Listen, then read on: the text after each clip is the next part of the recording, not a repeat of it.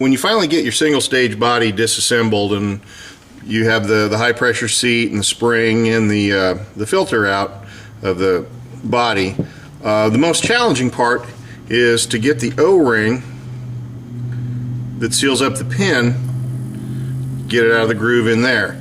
Now you have to be very careful when doing this because the body's all brass. So if you use anything that's harder than brass, you can deform your seat in there, the volcano orifice in there, and then the whole body is either damaged beyond repair or it's really a challenge to true it back up. I find that using a brass pick works really good, and you're able to get in here and pull the O-ring out. Now bear in mind, it's probably been in there 40 or 50 years, so it's going to be very brittle. Sometimes it comes out in pieces. Sometimes you just have to be patient with it. Brass picks work good. Another thing that I found works real good too is brass or a bronze type of fish hook works really well, as well as the picks to help you get that out of there. To get them clean inside, something I've been using for quite a while that works out pretty well is these items are called felt bobs or polishing bobs. Probably see them wherever you get Dremel tool stuff at. They come from McMaster-Carr. They come in all different sizes. I just got a variety of them, and this is I think this is a 3/4, and it almost fits the bore perfectly in a single stage body. What I've done to really get the polish to it is I've taken and wrapped it, a little bit smaller one, in a piece of a 3M pad or a green 3M scrub pad, and then just ever so slightly as you're turning it, push it into the body.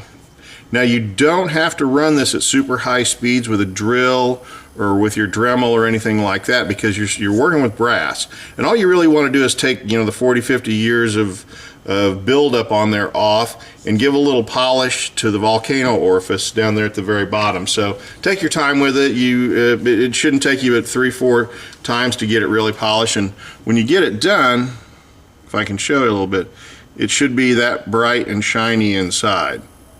And then you've got it really clean and ready to go. Like I say, you run the felt bob in there a few times with a 3M pad on it, and you're going to brush and clean up the inside of your nozzle, make it make it clean again, make it ready to go. After you do that, be sure you take a lot of Q-tips, warm water, soap, and swab it out real good in there and clean it out, because you're going to dislodge a lot of stuff that I'm sure you don't want in your breathing air.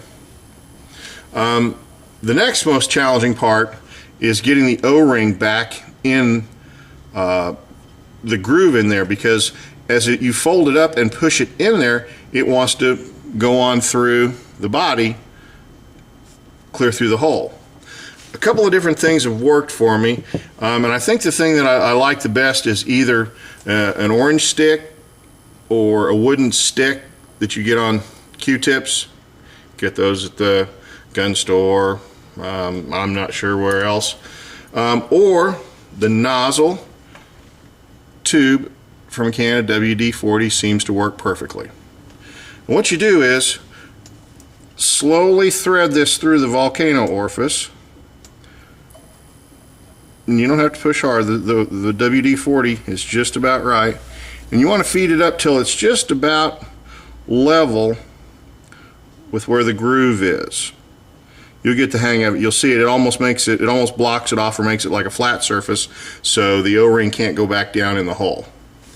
Now the O-rings are, just a number 2 O-ring. It's very easy to work with, especially the newer ones, because they're a lot more pliable. What I do is at first I put silicone grease on it, and then I wipe absolutely as much as I can of it off, and then I take the pin for the regulator and I push it up through there, the O-ring, a time or two, just to be sure I get a little lubricant on the pin, just so it's going to slide smooth and work easily when you're done. You don't want a bunch of silicone or grease of any sort packed on there, because all that's going to do is allow sand and gravel, debris to gather there, and it's not a good place for it. If you pinch the O-ring kind of in half like that, I know you can't see it that well, and start it into the groove, you can generally take your brass pick and get the edge started, and then you just work your way around with your thumbnail and your pick and pop it into place. Take your WD-40 tube or your wooden stick out, and then I usually put the pin in backwards just a little bit and just kind of work it around just to be sure it's moving smoothly. Make sure I've wiped off any of the extra grease that I got on it.